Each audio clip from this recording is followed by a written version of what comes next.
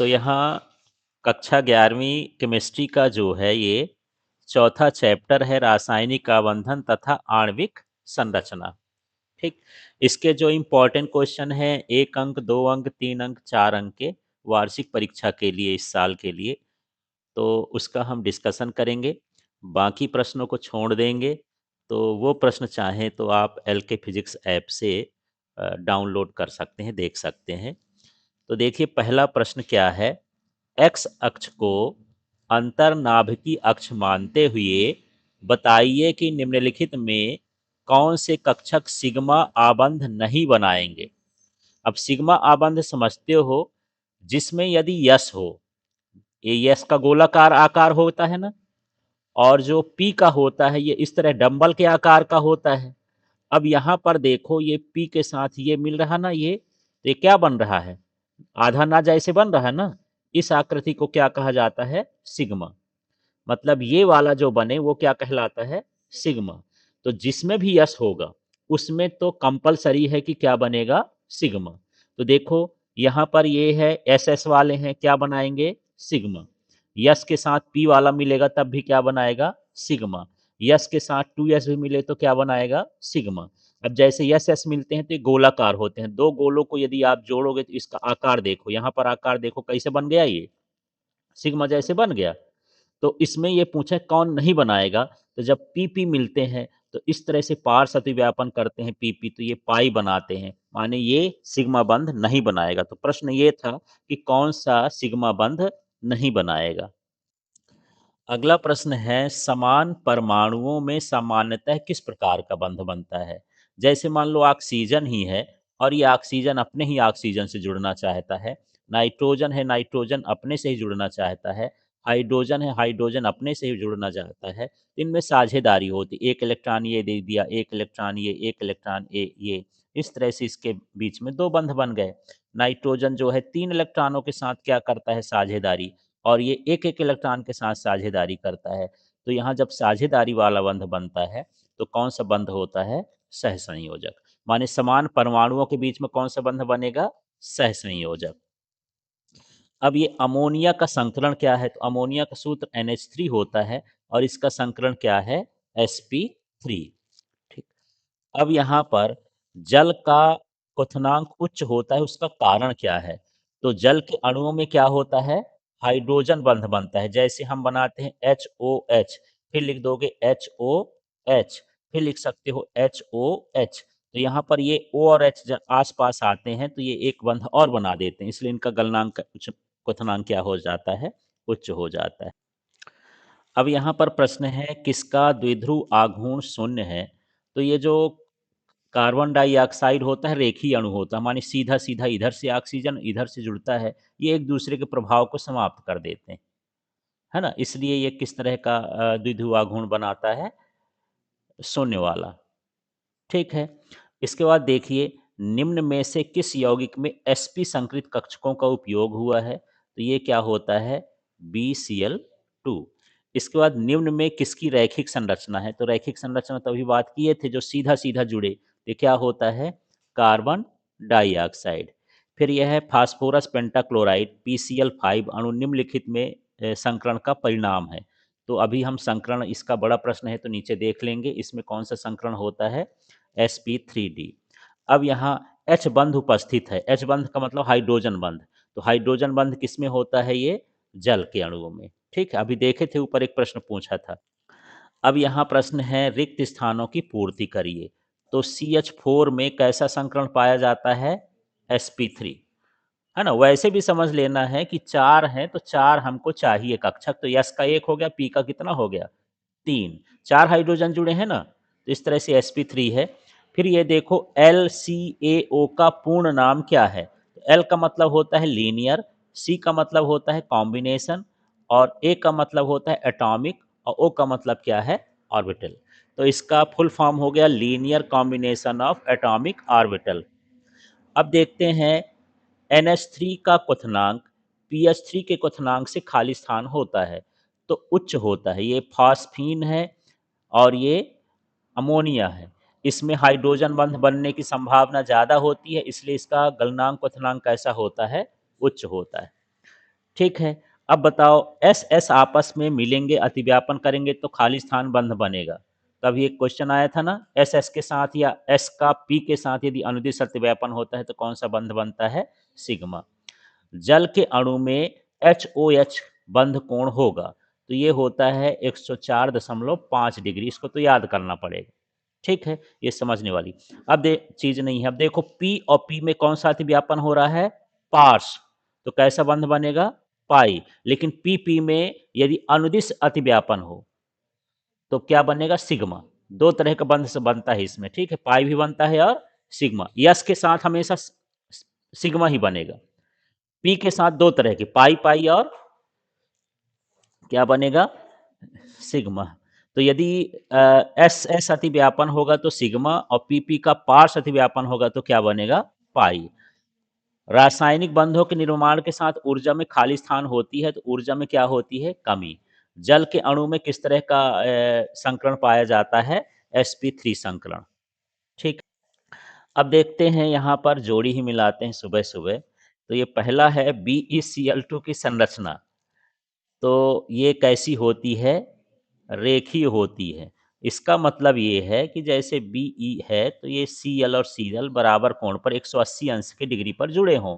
इनके बीच का कोण कितना होता है? 180। तो ऐसी संरचना क्या कहलाती है? रेखीय हो जाती है। फिर NH3, तो NH3 का कैसा होता है? त्रिकोणीय द्विपरमाणु, माने N बीच में रहता है, यहाँ H जुड़ा रहेगा, यहाँ H जुड़ा रहेगा, यहाँ H जुड़ा रहेगा। तो इस तरह की जो संरचना बनती है उसको हम बोलते हैं। फिर ये जो हीरे की संरचना होती है, ये हीरे की संरचना क्या होती है? समचतुष्फल की होती। कैसी होती है?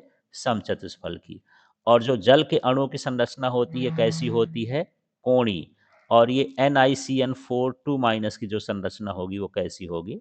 वर्ग समतलीय होगी। अब देखिए, एक शब्द या एक वाक्य में हमको उत्तर देना है, किस प्रकार के आबंध दिशात्मक होते हैं? तो ये क्या होते हैं? सहसंयोजक बंध। ठीक है ना? सोडियम क्लोराइड में किस प्रकार का रासायनिक बंध बनता है? तो देखो, जब सोडियम क्लोराइड बनता है तो Na होता है, Cl होता है, Na प्लस होता है, ये माइनस होता है, माने ये इलेक्ट्रॉन का त्याग करता है, ये इलेक्ट्रॉन को ग्रहण करता है। तो जब आयनों के बीच जुड़ने के कारण बंध बनता है तो उसको या तो आयनिक बंध बोलते हैं या उसी का नाम क्या होता है? विद्युत संयोजी। बंध दो तरह के होते हैं, एक साझेदारी वाले और एक आयनों द्वारा। तो जो साझेदारी से बनते हैं वो सहसंयोजी वाले होते हैं, और जो धन आयन ऋण आयन से मिलकर बनते हैं वो क्या कहलाते हैं? विद्युत संयोजी या आयनिक। चीनी कार्बनिक यौगिक है फिर भी जल में विलेय है। तो नियम ये है कि कार्बनिक वाला कार्बनिक में विलेय होता है। जैसे पेट्रोल को डीजल में मिलाओ, केरोसिन में मिलाओ, डामर में मिलाओ, प्लास्टिक में मिलाओ तो आपस में घुल जाएंगे, है ना? और जो अकार्बनिक होते हैं अकार्बनिक में घुलते हैं। तो पानी अकार्बनिक है और चीनी कार्बनिक है, तो क्यों घुलता है? क्वेश्चन ये है, क्योंकि उसमें क्या बनता है? हाइड्रोजन बंध। ठीक है। बीएफ अणु का द्विध्रुव आघूर्ण होता है, इसका द्विध्रुव आघूर्ण क्या होता है? शून्य होता है। अब यहाँ पर देख लेते हैं कुछ दो अंक के प्रश्न हैं जो इम्पोर्टेंट हैं। तो यहाँ देखिए, आयनिक बंध बनाने के लिए अनुकूल कारकों को लिखिए। आयनिक बंध कब बनेंगे?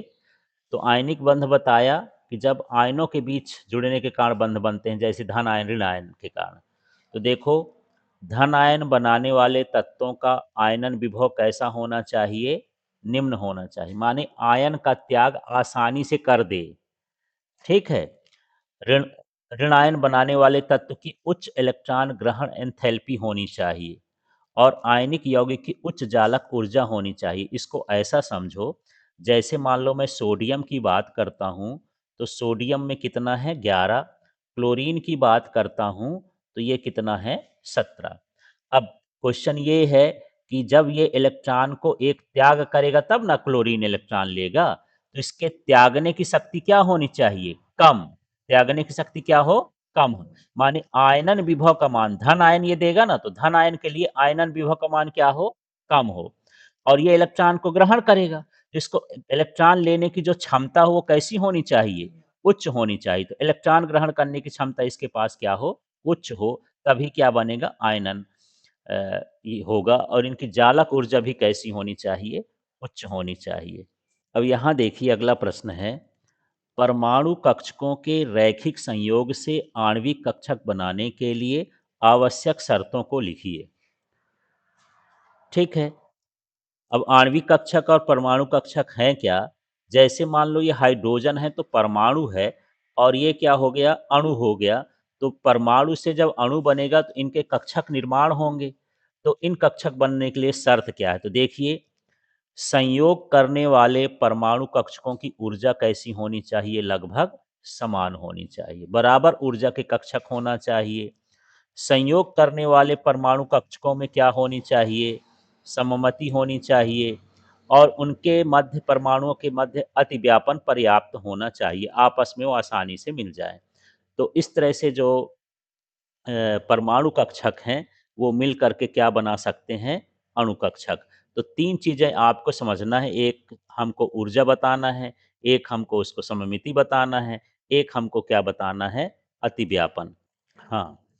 अब प्रश्न है, आबंध कोटि से आप क्या समझते हैं? निम्नलिखित में आबंध कोटि का मान ज्ञात कीजिए। तो पहले आबंध कोटि समझिए।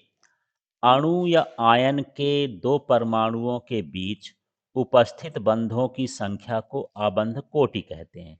जैसे नाइट्रोजन है, ये अणु है, मान लो ये परमाणु है, इसके बीच में कितने बंध हैं? 3। तो इसके बंध की कोटि कितनी हो गई? 3। ऑक्सीजन है, ये दूसरे ऑक्सीजन के साथ 2 ठो से जुड़ता है, तो इसके बंध की कोटि कितनी हो गई? 2। इसी तरह हाइड्रोजन है, तो हाइड्रोजन एक बंध से जुड़ता है, तो इसके बंध की कोटि 1 हो गई। माने जो अणु या परमाणु होते हैं, जितने बंधों से जुड़ते हैं आपस में, तो उसे क्या कहा जाता है? आबंध की कोटि। आबंध की कोटि का सूत्र जो होता है, ये होता है बंधी इलेक्ट्रॉनों की संख्या माइनस प्रतिबंधी इलेक्ट्रॉनों की संख्या और बटे में 2। अभी लास्ट में एक प्रश्न है, उसको हम देखेंगे कि कैसे बंधी इलेक्ट्रॉन और आबंधी इलेक्ट्रॉन निकालते हैं। 4 नंबर में हम देख लेंगे उसको, ठीक है। बाकी इनका जो मान है फिर से देख लो, N2 में 3 बंध बनेंगे, O2 में कितने बनेंगे? 2। आबंधी कोटि O2 प्लस में 2.5 बनेंगे, O2 माइनस में 1.5 बनेगा। ठीक, अब कैसे निकालते हैं आगे हम देखेंगे इसको। बस ये ध्यान रखना है कि ये 2 अणुओं के बीच में बंधों की संख्या है। मतलब नाइट्रोजन नाइट्रोजन के बीच में कितने बंध बन रहे हैं? 3। ऑक्सीजन ऑक्सीजन के बीच में 2, और ऑक्सीजन ऑक्सीजन प्लस के बीच में 2.5, और ये O2 माइनस के बीच में 1.5। अब यहाँ अगला प्रश्न है, ये प्रश्न है, द्विध्रुव आघूर्ण क्या कहलाता है? किसी बंध का द्विध्रुव आघूर्ण परमाणुओं में उपस्थित आवेश की मात्रा और उनके बीच की दूरी के गुणनफल के बराबर होता है। ठीक है। अब इसको किससे दर्शाते हैं? म्यू से। म्यू माने हो गया द्विध्रुव आघूर्ण। अब इसको समझो, ई का मतलब आवेश है, इसको ई भी लिख सकते हो, और कहीं लिखा हो तो क्यू भी लिख सकते हो। ठीक है, आवेश को ई से भी लिख देते हैं और किससे लिख देते हैं? क्यू से। तो इससे परिभाषा बनेगी, तो परमाणु में उपस्थित आवेश और उनके बीच की दूरी के गुणनफल को क्या बोलते हैं? द्विध्रुव आघूर्ण। तो आप सूत्र पढ़ोगे तो सूत्र से परिभाषा बनाना आसान हो जाएगा। चलो, क्यू को क्या बोलो? परमाणु का आवेश, और ये डी का मतलब परमाणुओं के बीच की दूरी या लंबाई, और इसके बीच के गुणनफल को क्या बोलते हैं? द्विध्रुव आघूर्ण बोलते हैं। ठीक है, ये कैसी राशि होती है? सदिश राशि होती है। इसका एसआई मात्रक क्या होता है? ये मात्रक क्या होता है? डिवाई। और इसको दर्शाते किससे हैं? डी से दर्शाते हैं। अब देखो, अगला प्रश्न है, आबंध ऊर्जा या बंध ऊर्जा किसे कहते हैं? 1 ग्राम अणु पदार्थ की गैसीय अवस्था में 2 परमाणुओं के बीच बने सहसंयोजक बंध को तोड़ने के लिए आवश्यक ऊर्जा को क्या कहते हैं? बंधन ऊर्जा कहते हैं। जैसे मान लो ये हाइड्रोजन H2 है, तो ये इस तरह से HH सहसंयोजक बंध द्वारा जुड़ा है। इसको तोड़ने के लिए जो ऊर्जा लगेगी उसको आबंध ऊर्जा कहेंगे। आप इसको 2 तरीके से बोल सकते हो। इनके बीच बंध बनाने के लिए जो ऊर्जा अवशोषित होती है, या तोड़ने में जो ऊर्जा उत्पन्न होती है, उसे हम क्या कहते हैं? बंधन ऊर्जा, ठीक है? ऐसे। फिर देखो हाइड्रोजन बंध क्या है? किसी अणु में उपस्थित प्रबल ऋण विद्युतीय तत्व तथा उसी अणु या अन्य अणु में उपस्थित हाइड्रोजन परमाणु के बीच बने बंध को हाइड्रोजन बंध कहते हैं।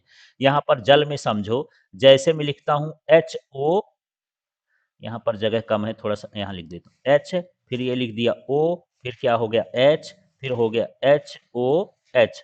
अब समझना, यहाँ समझना है आपको, ये जो O है, ये ऋण विद्युतीय है और ये हाइड्रोजन है। तो ऋण विद्युत और हाइड्रोजन के बीच जो बंध बनता है ना, उसको हम क्या बोलते हैं? हाइड्रोजन बंध। तो किसी परमाणु में यहाँ पर कोई ऋण विद्युत तत्व हो और वो अन्य परमाणु का हाइड्रोजन हो, तो उनके बीच जो बंध बनता है, उसे हम क्या कहेंगे? हाइड्रोजन बंध। इस तरह से आपको बताना है।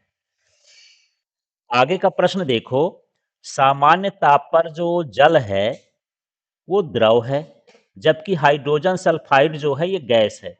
दोनों को समझना, ये होता है H2O, ये जल, और H2S, ठीक है, ये क्या है? गैस।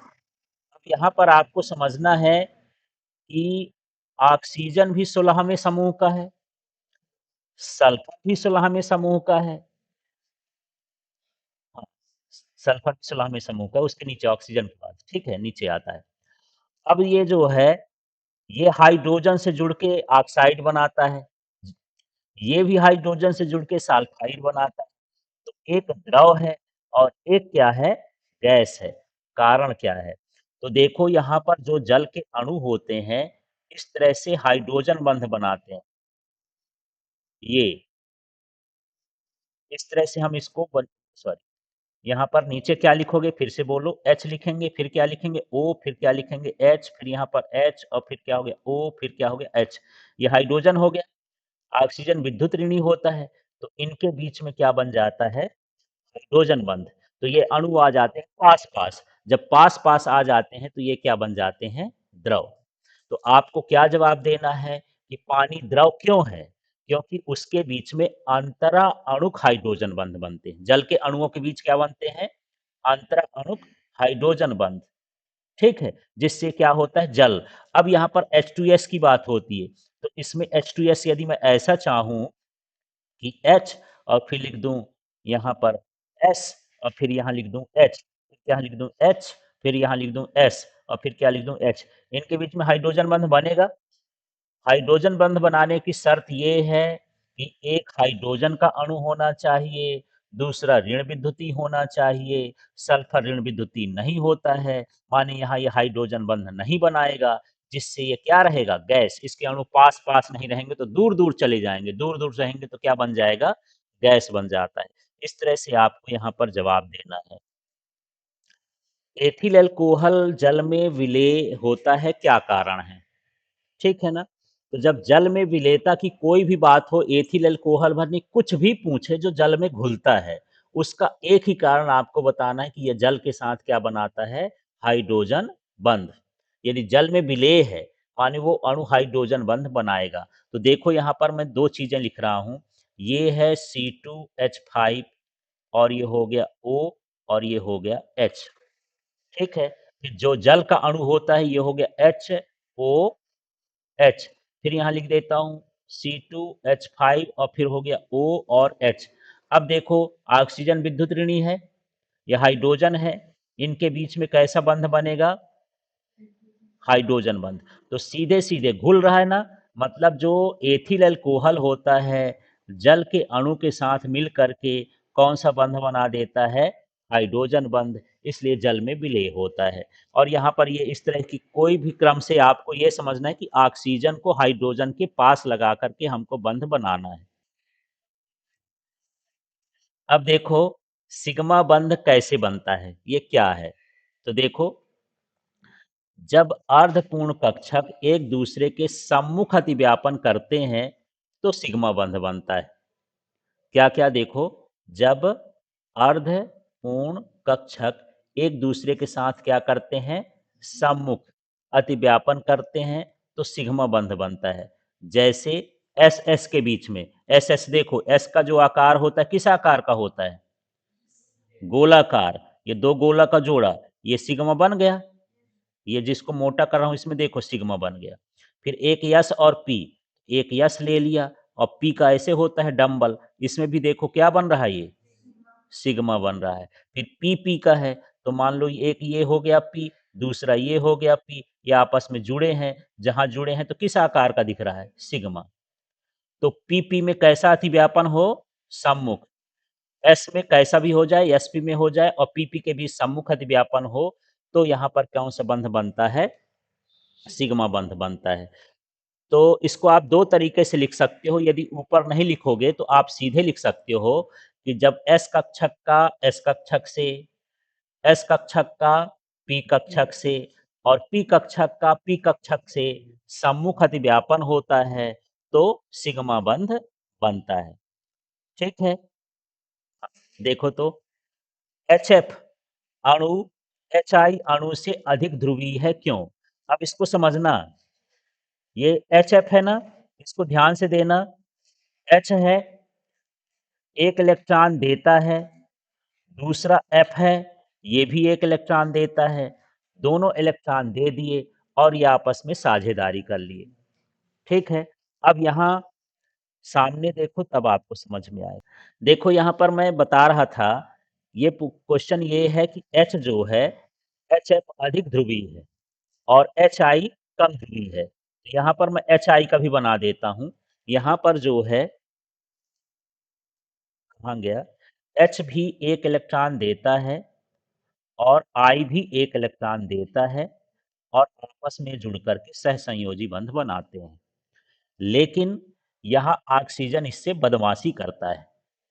भाई साझेदारी का बंध तो है, तो बीच में रखो, है ना? लेकिन ये जो अब फ्लोरीन है, ये इसके बंध के इलेक्ट्रॉनों को अपनी ओर खींच लेता है। हाइड्रोजन को दूर कर दिया और अब इस बंध के इलेक्ट्रॉनों को यहाँ का कर लिया, अपनी ओर खींच लेता है एफ। ठीक है, तो इसमें क्या हो जाएगा, आंशिक धन और इसमें इलेक्ट्रॉन की हो गई आंशिक ऋणात्मकता। इसमें ये नहीं खींच पाता है क्योंकि ये इतना ताकतवर नहीं होता, इतना विद्युत ऋणिति नहीं होता है। तो जब ये बंध का खिंचाव हो जाता है तभी ये द्विध्रुव हो जाते हैं। द्विध्रुव का मतलब आंशिक रूप से ऋणावेश आ गया, आंशिक रूप से धनावेश आ गया। इस तरह से हम कह सकते हैं कि जो एचएफ होता है वो ध्रुवीय होता है, एचआई कम ध्रुवीय होता है। फिर से देखो, इसमें सिर्फ आपको क्या बोलना है कि जो साझे के इलेक्ट्रॉन होते हैं वो फ्लोरीन के विद्युत ऋणता के कारण उधर की ओर विस्थापित हो जाते हैं। कहाँ की ओर विस्थापित हो जाते हैं? फ्लोरीन की ओर, माने अपनी उसकी तरफ सरक जाते हैं। इसलिए ये क्या होता है, अधिक ध्रुवीय होता है। बस इतना ही आपको बताना है। हाँ जी, अब यहाँ पर संकरण को समझाइए, तो क्या है संकरण? परमाणु के संयोजी कोष में उपस्थित लगभग समान ऊर्जा वाले कक्षक आपस में ऊर्जा का पुनर्विन्यास कर समान ऊर्जा तथा समान आकार वाले उतनी ही संख्या में नए कक्षकों का निर्माण करते हैं। यह प्रक्रिया क्या कहलाती है? संकरण कहलाती है। तो यहाँ पर आपको समझना है कि दो या दो से अधिक कक्षक कक्षक हों, जिनकी ऊर्जा कैसी हो, समान हो, वो आपस में मिल करके नए कक्षक बना लेते हैं जिनका आकार समान होता है, ऊर्जा समान होती है। इस प्रक्रिया को हम क्या कहते हैं? संकरण कहते हैं। इसमें हमको ये बताना है कि कार्बन परमाणु में कौन सा संकरण है। तो ये CH3 है, ठीक है ना? तो इसमें कौन सा संकरण होगा? sp3। ये भी CH3 है, इसमें भी कितना होगा? sp3। अब कैसे जानेंगे कि किसमें कौन सा संकरण होगा? तो संकरण की पहचान जो होते हैं उसके बंध से होती है। यदि बंध अकेला है कार्बन में तो वो sp3 होगा, दो बंध हो जाएं तो sp2 होगा, तीन बंध हो जाएं तो sp होगा। बस आपको इतना समझना है। तो मुझे बताओ इसके लिए क्या लिखोगे? sp3। इसके लिए क्या लिखोगे? बंध देखो, बंध दो हो गए, मानिए क्या हो गया? sp2। और ये लास्ट वाला है, ये क्या रहेगा? sp3। लास्ट में sp3 ही रहता है। अब मुझे बताओ यहाँ पर क्या रहेगा? sp3। और ये वाला कार्बन भी किस में रहेगा? sp3। बंध देखना है, बंध डबल हो तो s कम कर देना है। ये CH3 है, ये क्या रहेगा? sp3। और CHO देखो, जब यहाँ कार्बन जुड़ता है तो ऐसे डबल बॉन्ड ऑक्सीजन से जुड़ता है, इस तरह से ये बना रहता है। तो 2 बंध हो जाएँगे, तो क्या हो जाएगा ये sp2। फिर ये CH3COH है, तो कार्बन का जो ऑक्सीजन के साथ होता है वो कैसा होता है डबल बंध। तो यहाँ पर CH3 का क्या हुआ sp3 और ये वाले कार्बन का क्या हो जाएगा sp2। इस तरह से यहाँ पर हमको बंध बताना है। ठीक है, समझ में आ गया?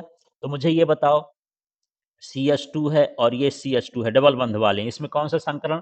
sp sp2 कैसा हो जाएगा ये? sp और ये CH ये 3 बंध वाला हो गया, इसमें क्या होगा? sp और यहाँ पर CH4 हो गया, ये क्या होगा? sp3 समझ में आ गया? इसका sp3 सिंगल है, ये ट्रिपल हो गया तो sp, ये डबल हो गया तो sp3। इस तरह से बंध देख करके आप जो है इसमें संकरण को बता सकते। अच्छा हाँ, ये डबल बंध वाला है तो sp2 हो जाएगा, ठीक है ना? ऐसे। अब यहाँ देखिए क्वेश्चन है, संयोजकता आबंध सिद्धांत के आधार पर H2 अणु के विरचन की व्याख्या करिए। यहाँ आपके फिजिक केमिस्ट्री में यदि विरचन शब्द आए तो विरचन का मतलब बनाना समझना है, उसके बनाने की हमको व्याख्या करना है कि किस तरह से ये बनता है। तो देखो सबसे पहले यहाँ समझते हैं, ये हाइड्रोजन का जब एक अणु होता है तो उसमें एक s ऑर्बिटल होता है, दूसरे एक s ऑर्बिटल के साथ इलेक्ट्रॉन के चक्रण विपरीत हो जाते हैं और अतिव्यापन करते हैं, तो अक्षीय अतिव्यापन होने के कारण सिग्मा बंध बनता है। इसको ऐसा समझ लो, यहाँ से देखना, ये पहला हाइड्रोजन है ना? हाइड्रोजन में कितने इलेक्ट्रॉन होते हैं? एक, तो एक ठो इलेक्ट्रॉन ये भरा हुआ है, इसका आकार कैसा होता है? गोलाकार। यस का आकार कैसा होता है? गोलाकार। ये H कहलाया। दूसरा H कहला गया ये, इसमें भी एक हाइड्रोजन होता है। जब ये मिलते हैं तो ये उल्टे हो जाते हैं, है ना? भाई उसके पास उतनी जगह है, इतना बड़ा डब्बा है कि उस डब्बे में एक तरफ सिर करके नहीं सो सकते हो मान के चलो। तो एक ठो सिर कर लेता है एक तरफ, एक साइड क्या कर लेता है? पैर कर लेता है। जैसे एक बार मैं दिल्ली गया, मुझे मिल गया आरएसी का टिकट। तो मैं पहली बार चढ़ा तो आरएसी मेरे को समझ में नहीं आ रहा था। आरएसी का मतलब ये होता है कि वो जो बीच की सीट होती है, आधी तुम्हारी हुई, आधी हमारी हुई। अब दूर तक जाना है ना? तो एक लड़का था, तो अब उसमें मैं सोऊँ तो वो ना समाए, वो सोए तो मैं ना समाऊँ। तो क्या हो गया कि वो अपना सिर उधर कर लिया मेरे पैर तरफ, है ना? और मैं उसके पैर तरफ सिर कर लिया, तब दोनों समाए और समाए तो मोजा पहना था, ऐसा गंधाए कि क्या बताएँ, है ना? बहुत ज़्यादा फिर हम नीचे बिछा-उछा के पड़ गए थे। तो बस यही हाल होता है कि इसमें भी जो कक्षक होता है, एक तरफ सिर करके नहीं दोनों हो सकते हैं। एक होता है नीचे की ओर, एक तरफ होता है ऊपर की ओर। तब ये जैसे बना है ना ये, इसमें भी देखो, ये एक इलेक्ट्रॉन ऊपर, एक इलेक्ट्रॉन कहाँ हो जाता है? नीचे और फिर ये आपस में मिले तो भाई अब साथ-साथ ही रह सकते हैं। ये बिना मोजा वाले हैं, इनकी चिंता मत करना। अब देखो, यहाँ पर ये H2 अणु का क्या हो गया? विरचन, आपस में मिल गए। ये किस तरह का बंध आपको दिख रहा है? सिग्मा। तो बस आपको यही लिखना है कि हाइड्रोजन का एक s का ऑर्बिटल और दूसरे हाइड्रोजन का एक s ऑर्बिटल आपस में अतिव्यापन करते हैं और सिग्मा बंध बनाते हैं, जिससे H2 अणु का निर्माण हो जाता है। बस इतना ही आपको अपने शब्दों में लिखना है। हाँ जी, अगला प्रश्न देखते हैं, सिग्मा बंध पाई बंध की तुलना में प्रबल होता है, क्यों? ठीक है, तो किसी भी बंध की प्रबलता अतिव्यापन के सीमा पर निर्भर करती है। वो जो कक्षक हैं कितनी ताकत से मिले हुए हैं, कितने साथ में मिले हुए हैं, उसका जितना मिलना होगा, जितना परसेंट ज़्यादा अतिव्यापन होगा, उसके बंध की क्षमता उतनी ही क्या होगी? अधिक होगी। तो सिग्मा बंध में सम्मुख अतिव्यापन के फलस्वरूप बनता है, जबकि जो पाई बंध है वो पार्श्व अतिव्यापन के फलस्वरूप बनता है। इसलिए सिग्मा बंध के अतिव्यापन की सीमा पाई बंध से अधिक होती है। इसलिए पाई बंध जो होता है सिग्मा बंध से दुर्बल होता है, सिग्मा बंध क्या होता है? मजबूत होता है। तो आपको फिर से समझना है कि यहाँ पर बंध की जो ताकत है, शक्ति है ना? या क्षमता है, किस पर निर्भर करती है? अतिव्यापन पर, पहले ये समझो। किस पर निर्भर करती है? हाँ, कक्षकों के अतिव्यापन पर। सिग्मा बंध में कक्षों का अतिव्यापन कैसा होता है? अधिक होता है। सिग्मा बंध में कक्षकों का अधिव्यापन कैसा हो जाता है? अधिक। सम्मुख अतिव्यापन होता है, अधिक होता है। इसलिए उस वो प्रबल हो जाता है। जबकि पाई बंध में जो कक्षकों का अतिव्यापन होता है, कम होता है। इसलिए वो क्या हो जाता है? दुर्बल हो जाता है, कमज़ोर हो जाता है। तो देखो प्रश्न क्या है? परमाणु कक्षकों के संकरण से आप क्या समझते हैं? sp, sp2, sp3 संकरण के कक्षकों की आकृति का वर्णन करिए। तो सिंपल सा देखो, लगभग समान ऊर्जा वाले कक्षक आपस में मिलकर के ऊर्जा का पुनर्वितरण द्वारा समान ऊर्जा तथा समान आकार वाले संकर कक्षकों का बनाते हैं। इस क्रिया को संकलन कहते हैं। तो सबसे पहले आपको देखना है कि कक्षक जो मिलते हैं तो कैसे होने चाहिए? समान ऊर्जा के होने चाहिए और लगभग कैसे होने चाहिए? समान आकार के होने चाहिए। जब ये मिलते हैं तो क्या कर लेते हैं? ऊर्जा का पुनर्वितरण करते हैं और फिर से समान ऊर्जा और समान आकार वाले कक्षकों को बना लेते हैं। तो इसे हम क्या कहते हैं? संकरण कहते हैं। ठीक है। तो इसमें तीन तरह के संकरण हैं। एक होता है sp संकरण, तो आप इसके नाम से ही जानेंगे। इस संकरण में एक कैसा कक्षक होता है? S, और दूसरा क्या होता है? P कक्षक होता है। और ये सम्मुख अतिव्यापन करेंगे। कैसा अतिव्यापन करेंगे? सम्मुख अतिव्यापन करेंगे। तो हमको क्या मिलेगा? sp संकरण। देखो ये S कक्षक का आकार हो गया, ये किसका हो गया? P का कक्षक का। ये आपस में मिल गए तो इस तरह से संरचना बनाते हैं। आपको चित्र भी ध्यान रखना है। S वाला इस तरह से हो गया, ये P वाला इस तरह से, S वाला इसे चपटा होकर के इसके बीच में घुस जाता है, ये आपस में मिल जाएगा। ठीक है। sp2 में अब इसमें देखोगे कि क्या हो जाएगा। इस प्रकार के कक्षक में एक किसका रहेगा? S का। P के कितने रहेंगे? 2 रहेंगे। तो ये मिलकर के कितने कक्षक बनाएंगे? 3। कैसे संख्या कैसे गिनोगे? यहां से गिन लोगे। sp2 है माने S का 1, P का कितना हुआ? 2। तो कुल मिला के कितने कक्षक बनाएंगे? 3 कक्षक बनाएंगे। तो S का हम क्या ले लिए हैं? 1। P का भी हम ले लिए हैं 1 और P का ये दूसरा एक मान लो x अक्ष वाला, एक कौन सा? y अक्ष वाला। और जब हम मिला देंगे तीनों को तो इस तरह से बन जाएंगे, ये संरचना बनती है। ठीक है। इस तरह से तो ये इनका क्या हो गया? संकरण होकर के इस तरह का कक्षक बना देते हैं। इसके बाद sp3 की परिभाषा तो आप अब खुद से बना सकते हो। क्या है sp3 में? क्या करोगे? इसमें एक क्या रहेगा? S। P के कितने रहेंगे? 3 होंगे। और ये कितने कक्षकों का निर्माण करेंगे? 4। कैसे गिन लिए? S का कितना हुआ? 1। P का कितना हो गया? 3। अब इसी का 3 ठो चित्र बना देना है। S का ले लिए एक, एक P का X वाला ले लिए, P का Y वाला ले लिए और P का Z वाला ले लिए। और इस तरह से फिर हमको यहाँ पर ये बना देना है, ये sp3 संकलन हो जाएगा। ठीक है। तो ये चित्र बना करके आपको देखना है, ये ज़्यादा डिफिकल्ट तो नहीं है। अब यहाँ पर प्रश्न है, सिग्मा बंध और पाई आबंध में क्या करना है? अंतर लिखना है। ठीक है। तो आप पढ़ चुके हो कि जब हमको SS मिलना हो या SP मिलना हो और या फिर PX मिलना हो, ये बार समझ लो। माने कहना चाहिए कि SS का, SP का और PP का सम्मुख अतिव्यापन होता है। क्या बोलोगे? सम्मुख अतिव्यापन होता है तो सिग्मा बंध बनता है। ठीक। इसमें क्या हो जाएगा? इसमें ये सिर्फ ये लिख देना, PP का क्या हो? पार्श्व अतिव्यापन हो तो क्या बनता है? पाई बंध बनता है। ठीक है। अपने से परिभाषा लिख देना। इसमें अतिव्यापन की सीमा अधिक होती है, ऐसे समझ लेना। इसमें अतिव्यापन की सीमा कैसी होती है? अधिक। इसलिए इसका बंध प्रबल होता है, मजबूत होता है। इसमें अतिव्यापन की सीमा कैसी होती है? कम। इसलिए यहाँ पर ये बंध कैसा होता है? दुर्बल होता है। ठीक है। अब यहाँ पर s ऑर्बिटलों के अतिव्यापन से केवल कौन सा बंध बनता है? सिग्मा। s ऑर्बिटलों के अतिव्यापन से पाई बंध नहीं बनता है। यह ऑप्शनल है, आप लिखो या न लिखो। ऑर्बिटलों का अतिव्यापन कैसा होता है? इसमें सममित होता है। और इसमें क्या होता है? अंतर्नाभिकीय तल के दोनों ओर इलेक्ट्रॉन मेघ होते हैं। फिर यहाँ पर देख लेते हैं, इसमें ये कुछ एग्जाम्पल दे सकते हो कि ये PP का मिलना है, ये PP का मिलना है। इस तरह से पार्श्व अतिव्यापन इस तरह से दिखाई देता है। ये चित्र को आप दे सकते हो। इसके बाद यह है, सिग्मा बंध की आकृति अंतर्नाभिकीय अक्ष के सापेक्ष ठोस बेलनाकार होती है, इसलिए इस बंध के सापेक्ष घूर्णन संभव होता है।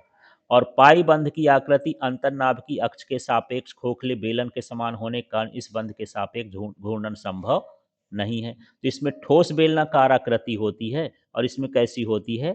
खोखला बेलनाकार। फिर ये अतिव्यापन के फलस्वरूप पहला बंध सिग्मा हमेशा बनता है और पहला छोड़कर दूसरा तीसरा बंध हमेशा क्या बनता है, पाई बनता है। 6-7 अंतर है, परीक्षा में जितने नंबर का आए उतना अंतर आपको लिखना है।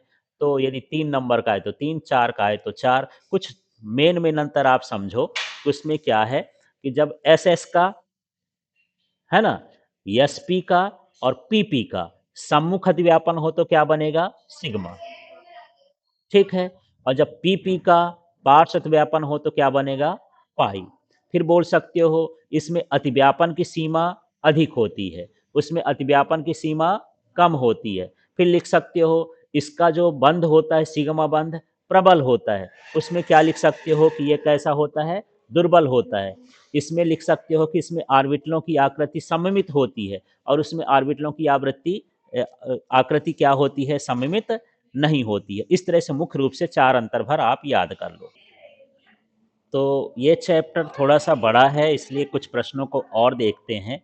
ये प्रश्न है PCl5 फास्फोरस पेंटाक्लोराइड में संकरण का वर्णन कीजिए। इसमें अक्षीय आबंध विषुवतीय आबंधों की अपेक्षा अधिक लंबे क्यों होते हैं? तो चलिए इसमें जो sp3d संकरण पाया जाता है PCl5 में, उसको हम समझाते हैं कैसे-कैसे होगा। तो पहले संकरण देख लेते हैं। ये फास्फोरस की सामान्य अवस्था है। इसका 1s2, 2s2, 2p6, 3s2, 3p1, 3p1, 3p1 इस तरह से इसका परमाणु विन्यास होगा। 2, 2, 4, 6, 4, 10, 2, 12, 12, 3, 15 मतलब इसकी बाहरी कक्षा में 5 इलेक्ट्रॉन होते हैं।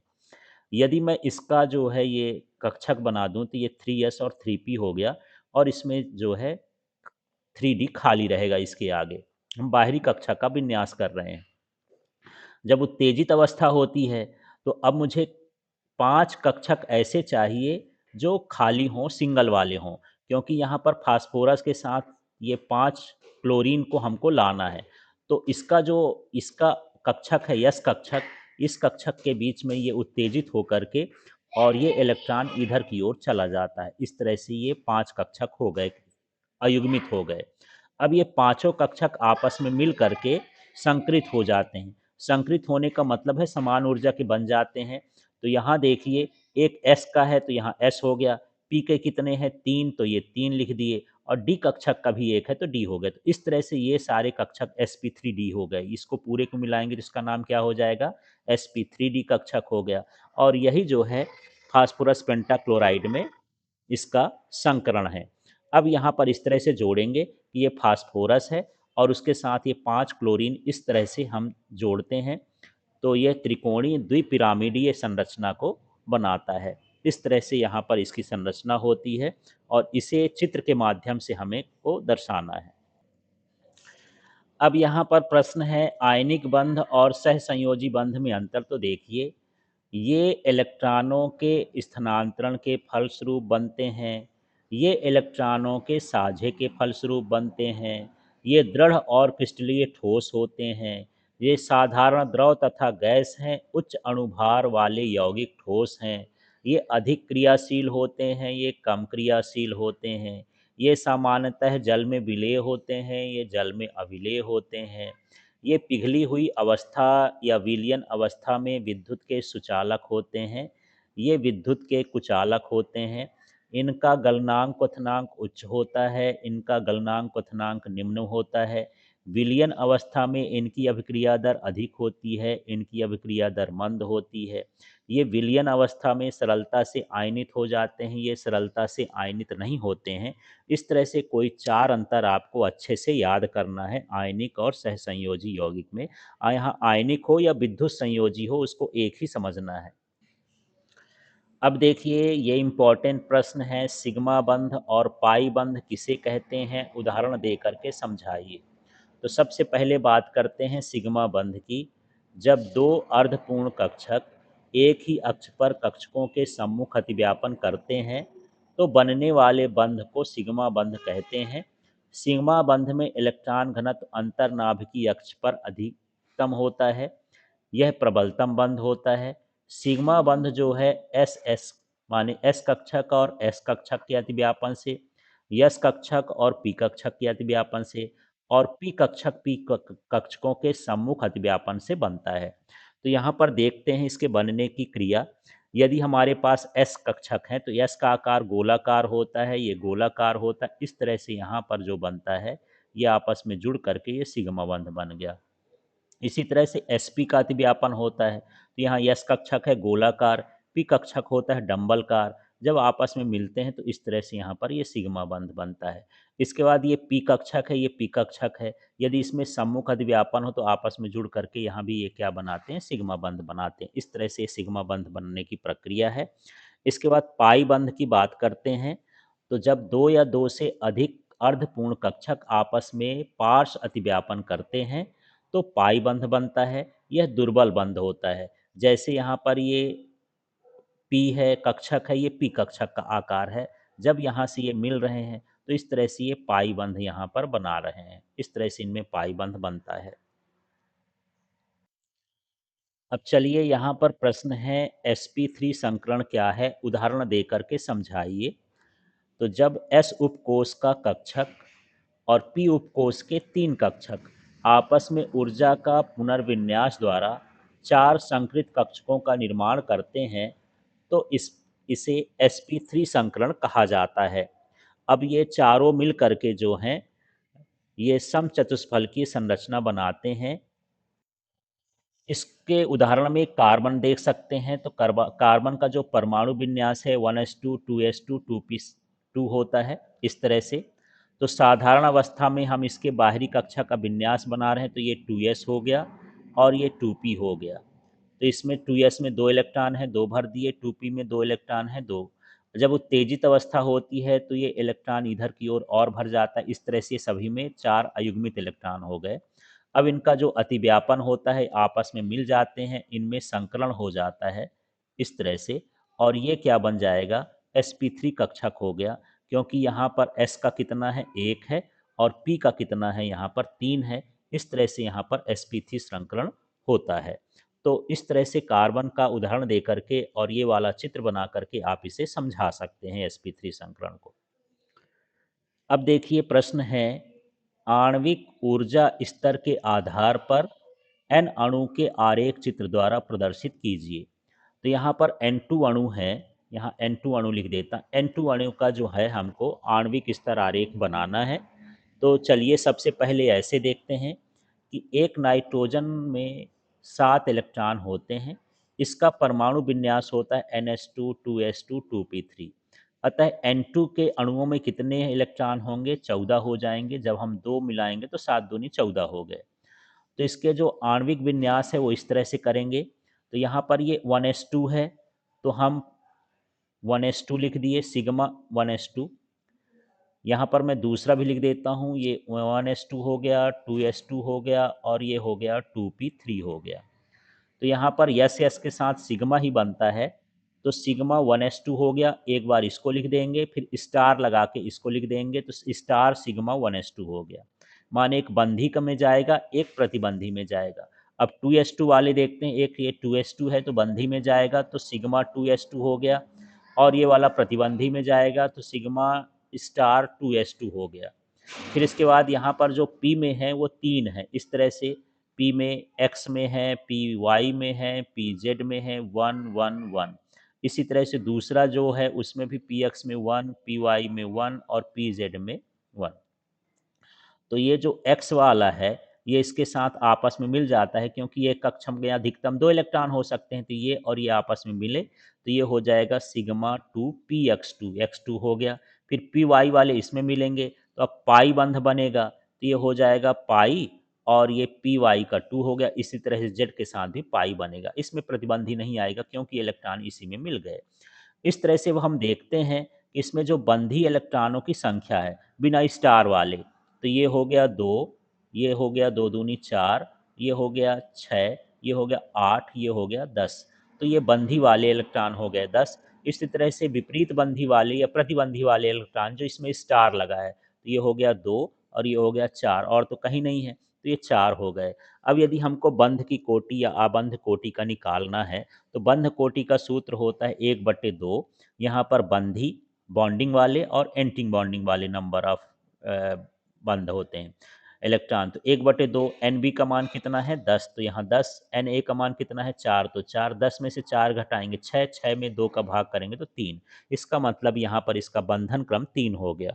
अब इसी को आपको चित्र के माध्यम से यहाँ पर दर्शाना है। तो यहाँ पर आप देख रहे होंगे जो नीचे लिखा है ये प्रतिबंधी है, ये सिग्मा 1s2 वाला है और ऊपर वाला सिग्मा स्टार जो है 1s2 का है। इसी तरह से यहाँ पर जो लिखा है आपको नहीं दिख रहा होगा, तो ये 2s2 वाला है, तो सिग्मा 2s2 हो जाएगा। ऊपर जो हो जाएगा ये हो जाएगा सिग्मा स्टार 2s2। इस तरह से यहाँ पर ये लिखा हुआ है। अब यहाँ पर px py pz है, तो यहाँ पर 3 तरह के बंध बनते हैं। यहाँ पर ये जो इसमें बनेगा ये हो जाएगा सिग्मा 2p 2x है, और फिर यहाँ पर 2py और 2pz है। ये वाले पूरे बंध खाली रहेंगे, केवल बनाना है, इनके अंदर कुछ नहीं भरना है। इस तरह से ये चित्र बना है, थोड़ा साफ साफ चित्र आप किताब से देख सकते हैं। तो इस चैप्टर के इंपॉर्टेंट क्वेश्चन है, इन्हें एक बार प्रैक्टिस करके देखिएगा, इन्हीं में से परीक्षा में पूछा जाएगा।